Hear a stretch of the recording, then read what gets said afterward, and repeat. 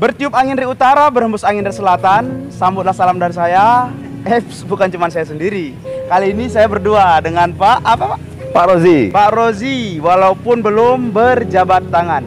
Assalamualaikum warahmatullahi wabarakatuh. Waalaikumsalam. Halo semua pecinta channel Rambo Rio Pujut Official, apa kabar? Mudah-mudahan kita semua sehat walafiat dan selalu dalam lindungan dan rahmat Allah yang Maha Esa ya. Amin. Dan di video kali ini saya bersama bukan salah seorang, tapi memang seseorang yang luar biasa sekali ya. Bersama seorang yang wajahnya tuh nggak asing lagi, mirip banget dengan salah satu dai kondang Indonesia.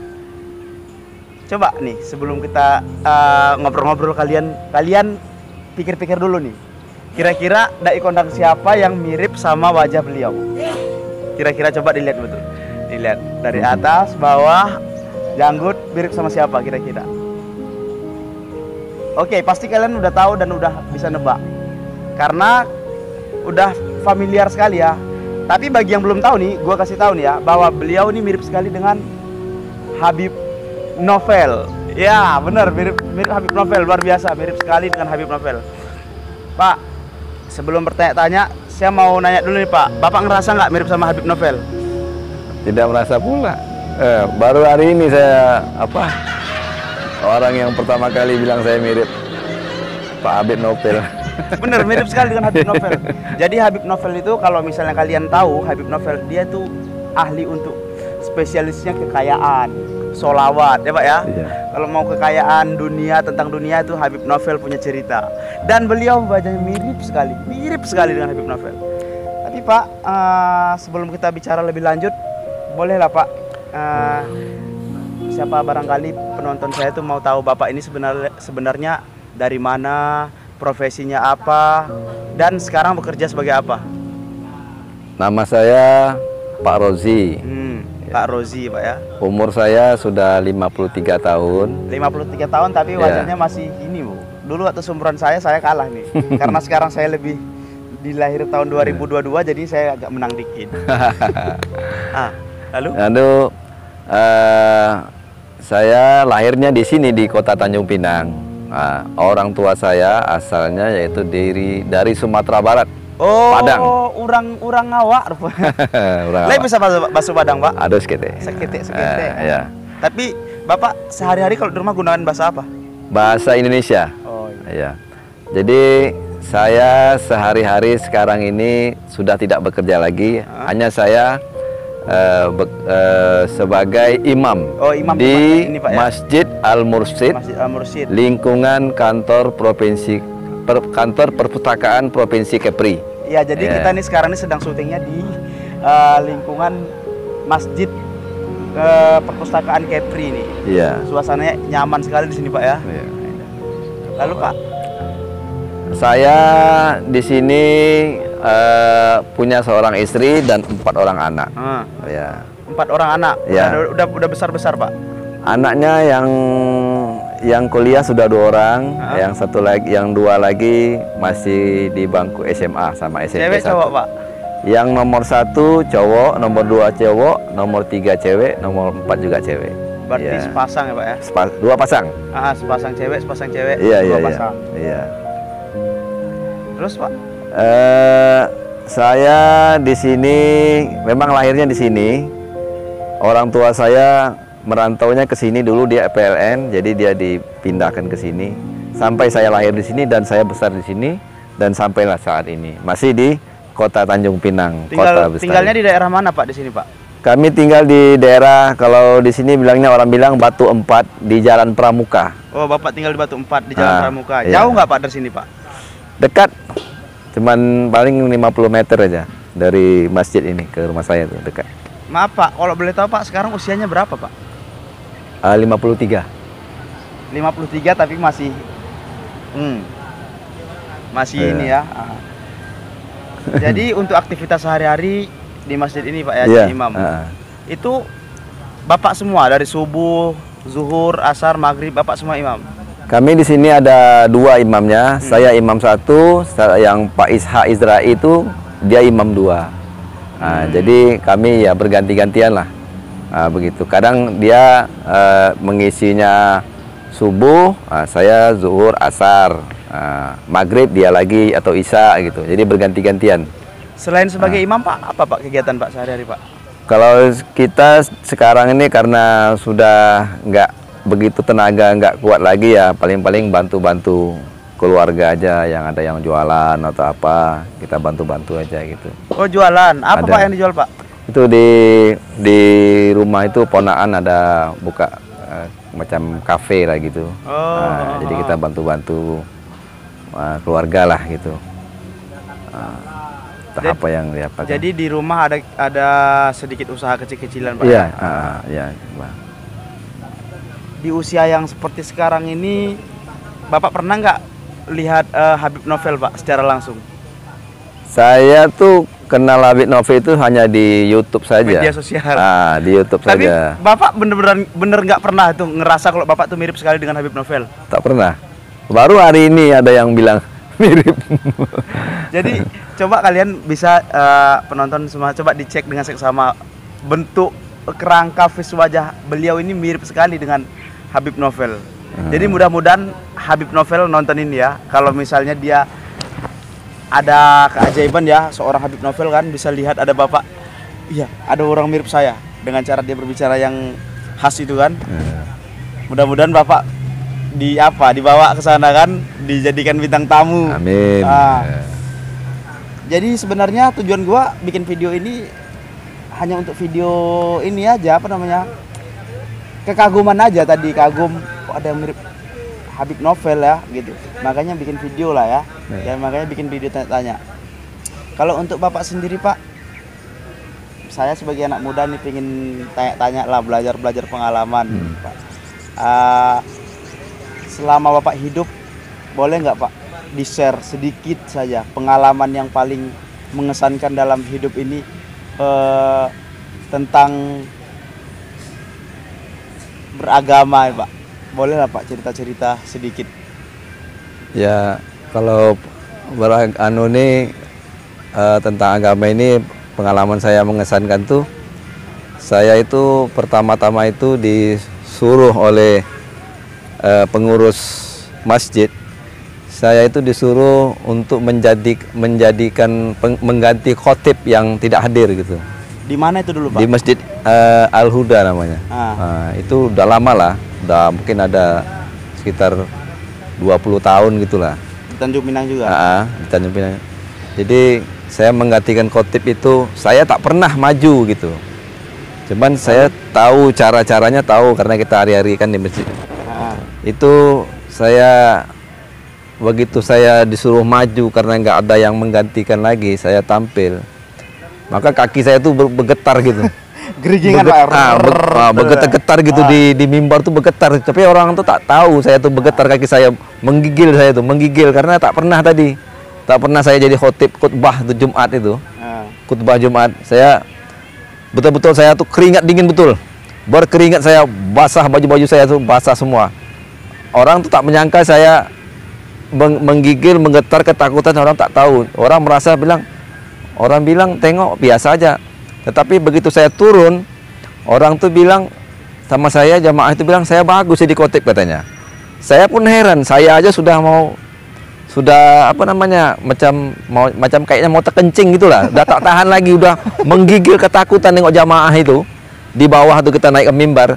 Tapi mereka bilang bagus katanya. Itu Bapak berceramah Ristia? Iya, kita jadi khotib khutbah Jumat. Masih ingat nggak Pak judul ceramahnya apa kalau gitu? Tak ingat lagi udah. Udah nggak ingat tak ingat lagi. Cuman kita, saya bilang, itulah pengalaman saya pertama sekali saya jadi khutbah. Setelah itu saya disuruh terus sama pengurus tuh. Kalau ada yang kalau nggak ada yang nggak datang, nggak hadir, saya jadi pengganti gitu. Itu yang pengalaman yang saya tak bisa lupa itu. Dalam ya. Jadi Pak, masa-masa lalu Bapak waktu kecil Pak, gimana Pak? Punya pengalaman nggak waktu kecil yang bisa di-share gitu? Masa remaja, masa anak-anak yang bisa dijadikan pelajaran untuk adik-adik remaja di sana, selagi remaja itu seperti apa seharusnya kita sebagai anak-anak remaja. Kalau Bapak kan sekarang kan mungkin udah melewati masa-masa itu. Nah saya dan anak-anak remaja lainnya, bukan remaja lagi, tapi apa namanya, udah dewasa. Cuman adik-adik remaja ada pesan-pesan nggak Pak untuk adik remaja di luaran sana supaya mau rajin ke masjid, gimana Pak solusinya Pak? Karena kan sekarang anak-anak remaja tuh sukanya main-main ke sana, main kemari, nggak ingat waktu gitu Pak. Kalau menurut saya bagi remaja-remaja itu pertama itu belajarlah tentang agama, rajin belajar tentang agama seperti belajar sholat, belajar ngaji. Jadi kalau seandainya mereka nanti sudah dewasa, jadi mereka tidak merasa minder, tidak merasa begitu kekurangan sangat apabila mereka itu nanti mau kembali ke masyarakat atau mau bertobat atau bagaimana, karena mereka sudah ada dasar, ngajinya sudah bisa, sholatnya bagus, jadi mereka tinggal menjalani aja gitu. Jadi tidak perlu susah payah. Kalau banyak saya lihat dulu kejadian waktu zaman saya lah, itu mereka apabila mereka itu mendapat jalan yang tidak lurus, yang mereka tersesat, mereka misalnya tiba-tiba mereka ikut ke dunia maksiat, ya misalnya judi, mabuk ataupun bagaimana, mereka begitu kembali mau bertobat, mereka tidak bisa. Kenapa? Karena mereka tidak ada dasar, mau ngaji nggak bisa, mau sholat nggak bisa. Jadi yang pertama itu kita itu harus rajin belajar ngaji, rajin belajar sholat, kemudian diamalkan. Jadi nanti kalau seandainya kita telah dewasa, kita tinggal menjalankan aja. Ya itu. Jadi Bapak ingat nggak SD-nya di mana, SMP-nya di mana, SMA-nya di mana, kuliahnya di mana, masih ingat nggak? Masih ingat. Di mana itu Pak? Kalau SD-nya dulu saya sekolah dasar Inpres di sini, di Jalan Teguh Putri, namanya sekolah Inpres, Instruksi Presiden. SMP? SMP-nya di SMP 5 Jalan Pancur, Tanjung Pinang juga. Kemudian saya menyambung ke STM di jalannya tuh namanya kampungnya tuh Kampung Bulang, STM. Kemudian saya tidak berkuliah. Tapi Bapak meraih pendidikan tuh masih di lingkupan Kepri semua Pak ya? Iya. Lalu Bapak merantau ke Batam kerja. Di mana aja dulu Pak pernah kerja di Batam Pak? Saya kalau di Batam tuh kerja-kerja di PT, di perusahaan-perusahaan. Galangan Pak ya? Galangan ada juga, kemudian campur lah. Ada yang kerja di listrik. Saya dulu kan STM kan jurusan listrik. Jadi saya ada masuk ke perusahaan-perusahaan listrik. Kemudian ada juga masuk ke pengelasan. Ada juga ke bengkel-bengkel mobil dulu. Kita pindah-pindah lah. Namanya kita kan, kalau namanya kita masih muda nih, kadang-kadang ingin tahu, ingin mencari tahu ya Pak. Iya, ingin merasakan kok kerja gini bagaimana ya, kerja gini bagaimana ya gitu. Pak, Bapak kan ini sekarang imam. Ini menarik nih Pak. Sebenarnya Bapak itu punya hobi apa Pak? Hobi Bapak itu sebenarnya apa? Hobi Bapak itu? Bapak hobinya apa itu? Saya dulu hobinya ya senang-senang di air. Misalnya memancing. Oh, hobi mancing. Berenang. Itu hobi saya tuh. Kalau balik sekolah dulu saya itu perginya mancing. Kok bisa jadi sekarang bisa jadi imam itu gimana Pak ceritanya Pak? Bisa jadi imam masjid gitu. Bapak pernah apa namanya? Sekolah di pesantren gitu. Saya kalau sekolah di pesantren tidak ada. Cuman saya sekolahnya di sekolah dasar, SMP, STM itu hanya mendapat dari sekolah-sekolah itu, dari sekolah itulah guru-guru agama itu dia mengajarkan kita, kemudian kita amalkan gitu. Berat nggak Pak jadi imam itu Pak? Ya kalau dikatakan berat ya berat, kalau dikatakan ringan ya agak ya bisa juga gitu. Kalau kita beratnya itu adalah kalau kita jadi imam ini, pertama dalam diri kita itu kita harus memberi contoh kepada diri kita dan kepada orang bahwa kita jangan sampai tinggal sholat. Jadi zuhur sudah ada di masjid, asar sudah di masjid, maghrib, isya, subuh harus sudah ada di masjid. Kalau kita jadi imam itu, jangan sampai tertinggal. Kita jaga sholat, itu yang beratnya. Kemudian kita jaga pergaulan kita di kampung, di masyarakat, kita jaga karena itulah yang menjadi penilaian orang gitu. Itulah yang berat tuh. Jadi Pak, kalau saya lihat kan nih Bapak ini wajahnya Masya Allah, awet muda ya. Ada resep-resep nggak Pak biar wajahnya tuh kok bisa? Coba lihat, ini aslinya Bapak ini kalau kita lihat kalau di depan kamera nggak tahu ya, biasanya berbeda dengan yang aslinya. Karena saya juga gitu, kalau di depan kamera kata orang saya ini gimana gitu, beda sama yang aslinya. Setiap orang-orang ketemu sama saya yang asli, oh kamu gini yang asli ya ternyata. Nah gitu juga Bapak ini, aslinya wajahnya itu seperti apa ya, baby face gitu. Resep wajahnya biar awet muda gitu, fresh itu apa Pak? Kalau saya sih tak ada pakai resep. Cuman ya itu tadi mungkin karena dari air wudhu lah. Kita sering berwudhu. Ya begitulah, mungkin gitulah anunya. Nah karena ini temanya tentang agama, jadi kita nanya agama aja Bapak nih ya. Gini, Bapak kan seorang imam nih di masjid. Seorang imam itu pasti banyak sekali lah, sedikit banyaknya punyalah ilmu-ilmu yang selalu diamalkan. Boleh nggak Pak Bapak share satu amalan yang paling sering Bapak istiqomahkan untuk kehidupan sehari-hari itu apa? Sehingga apa namanya? Siapa tahu saya juga bisa dapat ilmunya kan. Apa yang Bapak istiqomahkan dalam sehari-hari itu, misalnya apa bersolawat, apa beristighfar, apa berzikir yang bagus diistiqomahkan itu apa? Kalau untuk Bapak sendiri apa yang sering Bapak istiqomahkan Pak? Kalau masalah zikir itu memang saya istiqomahkan. Apa zikirnya Pak? Zikirnya itu ya pertama tadi kan subhanallah walhamdulillah Allahu akbar. Kemudian saya sering membaca bismillah tuh. Bismillah tuh dizikirkan. Bismillahirrahmanirrahim. Itu berapa kali Pak? 33. Sudah itu bismillahirrahmanirrahim, masya Allah la quwata illa billah, Allahu akbar. Itu 33. Kemudian kita kalau berdoa itu banyak berdoa kepada ibu bapak kita. Jadi kalau nggak ada ibu bapak kita nggak ada. Iya. Jadi kita seling berdoa kepada ibu bapak kita gitu. Jadi sesudah sholat 5 waktu kita doakan ibu kita supaya mereka di alam kubur selamat. Nah, kita doakan orang tua kita itu. Kalau saya itu amalan saya, karena saya ingat cerita kisah zaman Nabi Musa. Itu ada seorang pemuda. Jadi Nabi Musa ini dia bisa berkata langsung kepada Allah. Dia tanya, wahai Allah, siapakah yang nanti yang akan menemani saya di surga nanti? Teman saya siapa nanti di surga katanya. Jadi Allah bilang, temanmu nanti di surga ada satu pemuda katanya. Dia kerja di pasar. Jadi Allah memberitahu ciri-cirinya, kemudian Nabi Musa itu mencari pemuda itu di pasar. Rupanya pemuda itu dia kerjanya tukang jual daging. Nah, dia tukang jual daging. Jadi Nabi Musa itu penasaran, kok pemuda ini bisa bersama-sama saya? Saya Nabi, kok bisa sama levelnya dengan saya, kok bisa sama di surga nanti?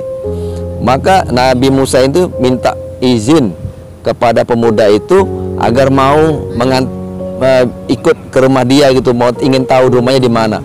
Maka Nabi Musa itu diajaklah oleh pemuda itu di rumahnya.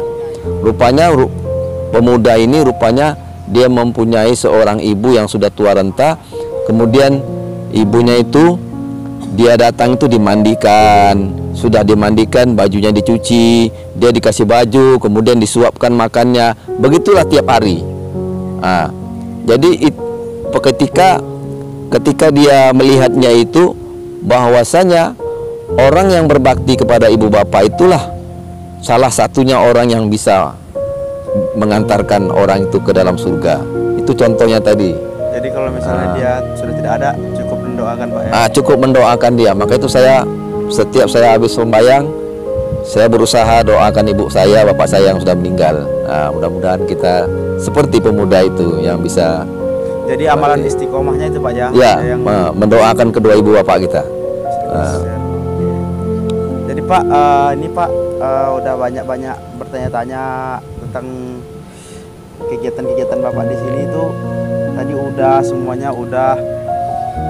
Kalau misalnya Bapak sendiri itu Pak, misalnya dikasih pilihan ini Pak, pengen tetap menjadi imam masjid atau misalnya ada orang yang menaruh nih, Bapak mau nggak kerja yang lain, jangan jadi imam, dengan gaji yang lebih besar tapi tidak jadi imam. Bapak pilih jadi imam atau kerjaan yang baru itu?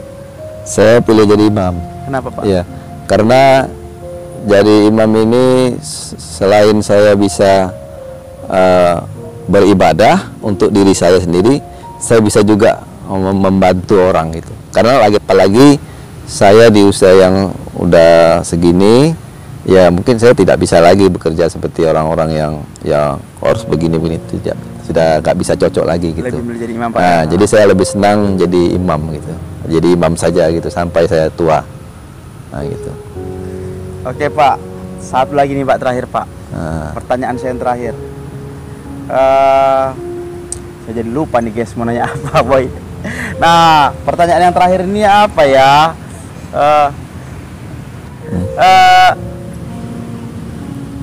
Resep sukses lahir dan batin dari Bapak apa Pak untuk penonton di situ Pak? Resep sukses lahir batinnya.